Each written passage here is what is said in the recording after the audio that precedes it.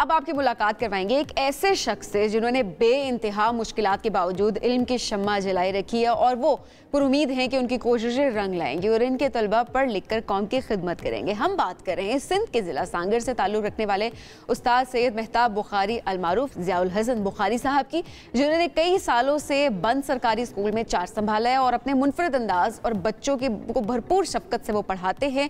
انہوں نے اسکول کا نقشہ ایک طرح سے تبدیل کر دیا. سرکاری اسکول کی بوسیدہ عمارت جس میں نہ تو کھڑکیاں ہیں, نہ دروازے ہیں اور نہ ہی فرنیچر ہے.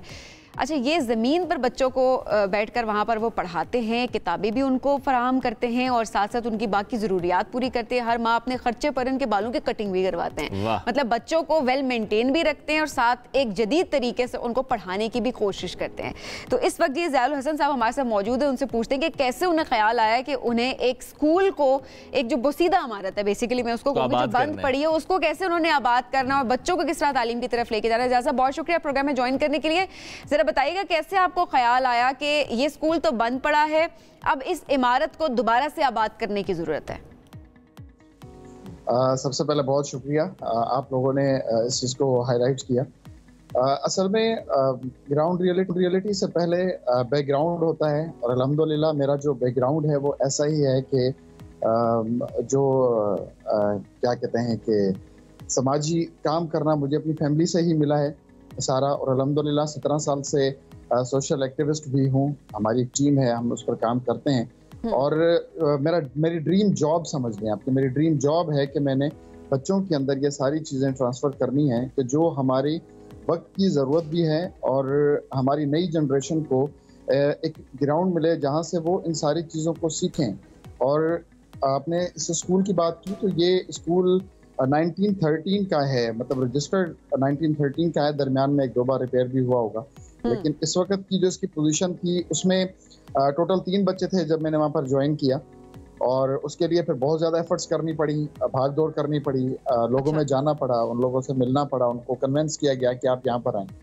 اور والدین کی طرف سے بھی یہ تھا کہ ہم ایسی جگہ پر اپنے بچوں کو کیوں بھیجیں کہ جہاں پر کچھ بھی نہیں ہے. جی اچھا, اور میں ضرور جاننا بھی چاہوں گا کیونکہ ہم سندھ سے متعلق بہت سے اسکولوں سے متعلق یہی بات سنتے آئے ہیں اسپیشلی گورنمنٹ کی طرف سے کہ اچھا اس لیے وہ اسکول نہیں چل رہا چونکہ وہاں پر استاد نہیں ہیں یا وہاں پر بچے نہیں ہیں, وہ اسکول قریب ہیں, اس لیے ہم کچھ اسکولز ہم نے بند کر دیے. جب گوشت اسکول کی بات کریں تب بھی یہی جواب سننے کو ملتا ہے.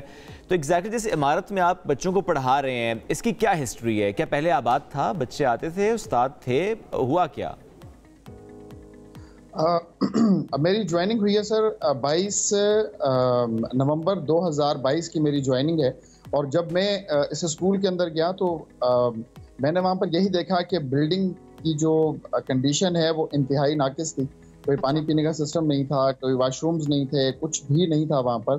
لیکن کیونکہ میں نے آپ کو بتایا کہ میرا مقصد جو تھا وہ یہی تھا کہ بچوں کے اندر اویئرنیس پیدا کروں, ان کو حقیقی جو تعلیم ہے ان سے میں ان کو روشناس کراؤں. تو اس لیے پھر اس کی ہسٹری تو 1913 کا مجھے پتا ہے کہ یہ بہت پرانا اسکول ہے, بہت سارے لوگ یہاں سے پڑھ کر نکلے ہیں. لیکن موجودہ کنڈیشن یہی تھی کہ یہاں پر کوئی ایکٹیویٹیز نہیں تھی بچوں کے حوالے سے, کہ کوئی ایڈمیشنز وغیرہ نہیں تھی. لیکن اس کے قریب ترین کوئی اسکول اگر ہے وہ کتنے فاصلے پر ہے؟ جو نیرسٹ بھی ہے وہ کتنا دور ہے؟ جو کہ فنکشنل ایکچولی 3-4 کلومیٹرز پر ہیں. 3-4 کلومیٹر کے احاطے کے اندر 3 سے 4 اسکول موجود ہیں یہاں پر پرائمری کے. اچھا, ابھی آپ کے پاس کتنے بچے اس وقت اسٹرینتھ کیا ہے؟ اس ٹائم تو ظاہر ہے کوئی بھی, آپ کتنے بچے ہیں جو کہ وہاں پر آپ کے پاس زیر تعلیم ہیں؟ جب میں نے جوائن کیا تھا تو 3 تھے, اب الحمدللہ میرے پاس 65 کی اسٹرینتھ ہے.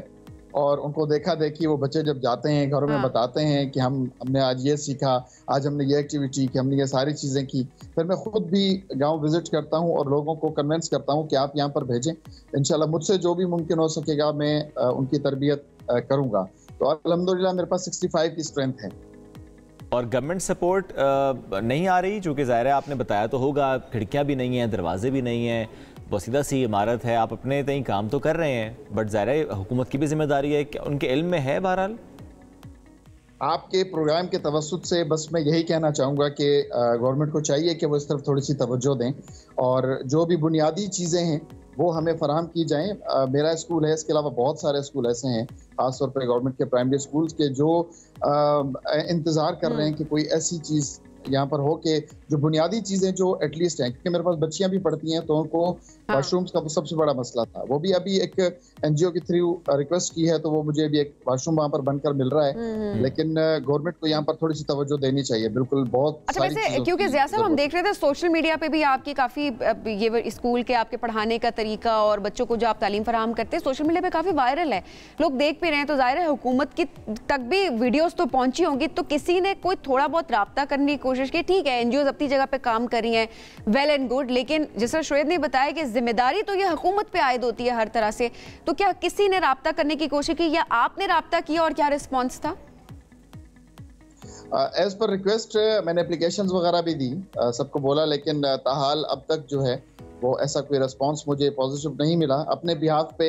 और जो भी मेरे दोस्त हैं जो मेरे साथ ताउन करते हैं उस बिहाफ पर ही अब तक जो भी किया है वो मैंने किया है। अच्छा। बहुत सारी चीज़ें हैं, जैसे नलका लगवाया, पूरे स्कूल के अंदर पार्किंग लगाई, सारी मट्टी डलवा के सारा उनका जो है वो पार्क वगैरह उनके लिए बनाया।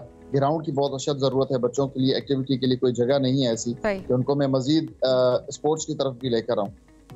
अच्छा, वैसे ऑन पेपर अगर आपके पास इस बारे में कोई इन्फॉर्मेशन हो कि इस स्कूल में ऑन पेपर गवर्नमेंट की तरफ से कितने उस्ताद तैनात हैं और कितना अमला है, कोई प्रिंसिपल कोई और, या कि नहीं बस आप ही की जिम्मेदारी सौंपी है और आप ही वो कर रहे हैं और सब कुछ आप ही कर रहे हैं?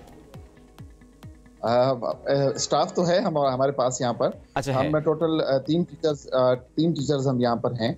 और हाँ जी, वो होते साथ ही हैं, लेकिन एक्टिविटीज क्योंकि वो क्या कहते हैं कि खून में जोश है, बहुत ज्यादा एक्साइटेड होता हूँ ये सारी चीजें करके। लेकिन वो मैं जॉब को ऐसे जॉब नहीं लेता, मैं मतलब क्रेज है मुझे, मैं इसको एज अ पैशन लेता हूँ।